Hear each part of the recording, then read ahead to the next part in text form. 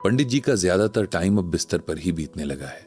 उनके family doctor Joshi हर तीसरे दिन आकर उनके वाइटल्स चेक कर जाते हैं। ब्लड प्रेशर कभी नॉर्मल तो कभी बढ़ा रहता है। कमजोरी इतनी है कि 2 कदम चलने में ही हांफने लगते हैं। डॉक्टर ने उन्हें स्ट्रिक्टली कहा है कि कम से कम मूवमेंट करनी है।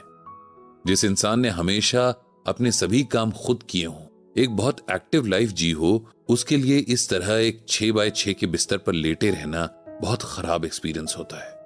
लेकिन पंडित जी जैसे लाइफ के इस फेज के लिए भी बहुत पहले से तैयार थे। सारा दिन एकदम नॉर्मल रहते हैं, मेडिटेशन और भगवान के ध्यान में रहते हैं, और जब भी सरला जी फ्री होती हैं तब उनसे गीता ज्ञान की बातें करते हैं। शायद ही कोई ऐसा दिन बीतता हो जब कोई मिलने वाला ना आता हो। कभी कॉलोनी से कोई आ जाता है तो कभी कोई रिलेटिव या ऑफिस के कलीग ही आ जाते हैं, और कई बार तो गीता ज्ञान ब्लॉग से जुड़े रीडर्स भी उनसे मिलने आ जाते थे। पंडित जी ने अपनी लाइफ में पैसा तो कुछ खास नहीं कमाया, इतना ही कमाया जिसमें उनकी फैमिली अच्छे से अपनी जरूरतें पूरी कर पाई। बच्चे पढ़ लिख गए और थोड़ी बहुत सोशल रिस्पॉन्सिबिलिटीज पूरी हो गई। लेकिन जो उन्होंने बेतहाशा कमाया वो है लोगों का प्यार और इज्जत। गीता ज्ञान ने उन्हें बहुत कुछ सिखा दिया, जिसका उन्हें कभी कोई घमंड तो नहीं रहा, लेकिन हां, उन्होंने भगवान श्री कृष्ण का धन्यवाद हर कदम पर किया। जितना लोग उन्हें जानते और मानते रहे, पंडित जी उतने हम्बल होते गए। ब्लॉग लिखना तो अब लगभग बंद ही है, लेकिन पुरानी पोस्ट से उनके पास बहुत मेल आते हैं। जिन लोगों को नहीं पता कि उनकी हेल्थ तेजी से खराब हो रही है, उन लोगों के सवाल आते रहते हैं। वैसे तो पंडित जी अब अपने कंप्यूटर पर नहीं बैठते हैं, लेकिन उनका बड़ा बेटा राघव उन्हें बताता रहता है कि आपके ब्लॉग पर बहुत सारे लोग कमेंट्स पोस्ट कर रहे हैं। सरला जी ज्यादातर टाइम पंडित जी के पास ही बैठी रहती हैं। कभी हल्की फुल्की यादें ताजा कर लेती हैं तो कभी गीता ज्ञान ही सुन लेती हैं। आज सरला जी ने पंडित जी से रिक्वेस्ट की है कि अगर हो सके तो पंडित जी उन्हें गीता में भगवान ने मौत के बाद आत्मा कैसे ट्रैवल करती है, कैसे एक शरीर से दूसरे शरीर में जाती है, इसके बारे में बताएं, क्योंकि इसके बारे में बहुत कम बात हुई है। इधर 2-3 दिन से पंडित जी महसूस करने लगे हैं कि उन्हें बातें ज्यादा अच्छे से याद नहीं रह पा रही हैं। लोगों के नाम वगैरह वे भूलने लगे थे और बहुत जोर देने पर ही याद आ रहा था। ऐसे में उन्हें समझ नहीं आया कि वे सरला जी को क्या जवाब दें, क्योंकि बहुत जवाब देने के बाद भी उन्हें याद नहीं आ रहा था कि इस बारे में किस अध्याय से और किस श्लोक से भगवान ने ज्ञान देना शुरू किया था। अगर सरला जी को इस बात में बताते तो वे और परेशान हो जाती, इसीलिए उन्होंने बात का रुख ही बदल दिया। पंडित जी ने सरला जी से कहा कि आज तक उन्होंने सरला जी को पढ़ पढ़कर गीता ज्ञान सुनाया है, अब उनकी बारी है कि अब वो उनके पास बैठकर उन्हें गीता ज्ञान सुनाए। जहां बात समझ नहीं आएगी वहां दोनों मिलकर समझ लेंगे। सरला जी को भी आइडिया बहुत पसंद आया और वे श्रीमद् भगवद गीता उठा ले आई और पंडित जी को शुरुआत से पढ़कर सुनाने लगी। अभी उन्होंने कुछ श्लोक ही पढ़े थे कि डोरबेल बजी। सरला जी ने गीता ग्रंथ को प्रणाम किया और उसे पंडित जी के सिराने रखकर दरवाजे की तरफ चली गई। उन्होंने दरवाजा खोला तो सामने खड़े इंसान को देखकर एकदम चौंक गई। उन्हें समझ ही नहीं आया कि कैसे रिएक्ट करें, क्योंकि ये उनके लिए एक बड़े सरप्राइज की तरह था। सामने उनका छोटा बेटा अभिनव खड़ा था। अभिनव ने ना तो पंडित जी को और ना ही सरला जी को अपने आने के बारे में भनक भी लगने दी थी।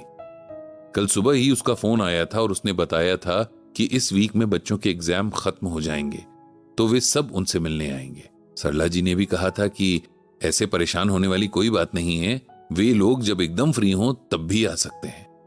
और आज अभिनव को यूं सामने देखकर सरला जी हैरान रह गई थी। मां के पैर छूकर अभिनव ने उन्हें सीधे गले से लगा लिया था। सरला जी को तो अभी भी उसके यूं अचानक आ जाने का यकीन सा नहीं आ रहा था।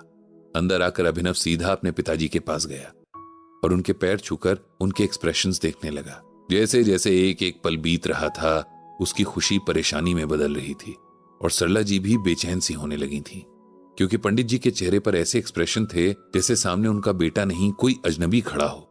कुछ देर यूं ही अभिनव को देखने के बाद पंडित जी ने सरला जी की तरफ देखा और बोले, ये कौन है सरला जी? सरला जी और अभिनव के लिए तो जैसे काटो तो खून नहीं वाली सिचुएशन हो गई थी। पहले सरला जी के मन में ख्याल आया कि वे शायद मजाक कर रहे हों, लेकिन पंडित जी का नेचर वो बहुत अच्छे से जानती थी। उन्हें पता था कि पंडित जी कभी इस तरह का मजाक नहीं करेंगे जो दूसरों को एक पल भी परेशान करे।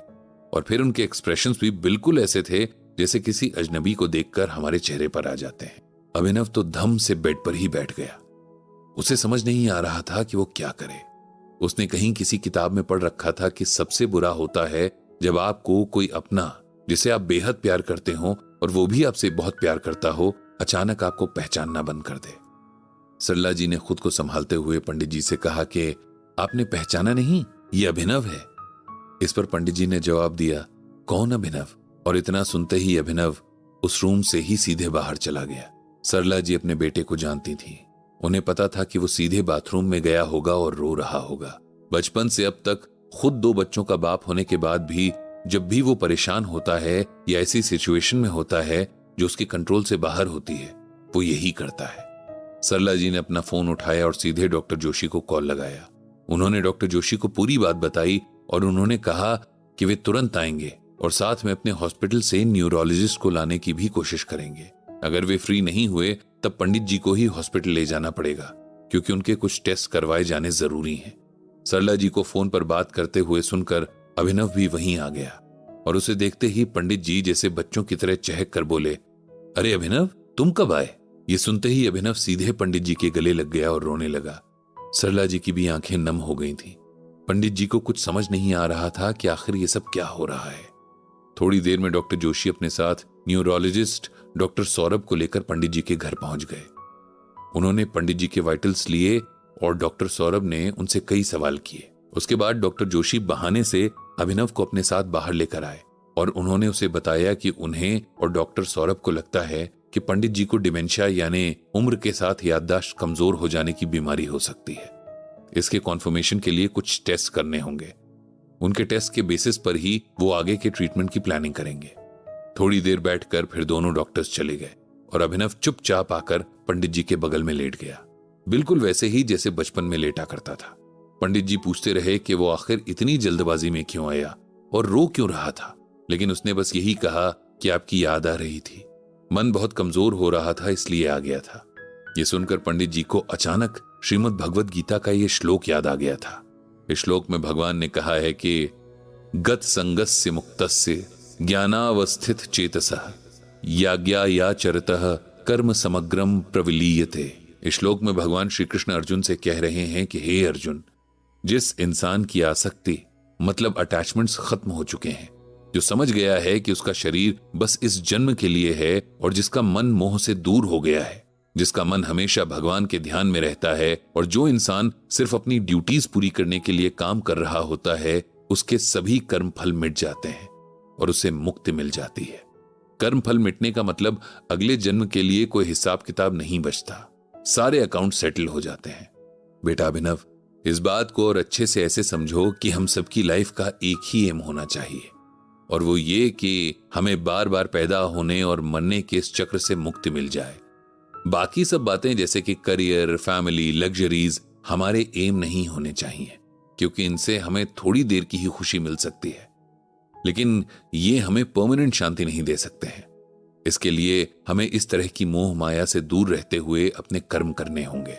मैंने लाइफ में देर से ही सही, लेकिन जब ये समझा तब से ही कोशिश की कि मैं गीता ज्ञान को अपनी लाइफ में अप्लाई कर सकूं और आपसे भी मैं यही चाहता हूं।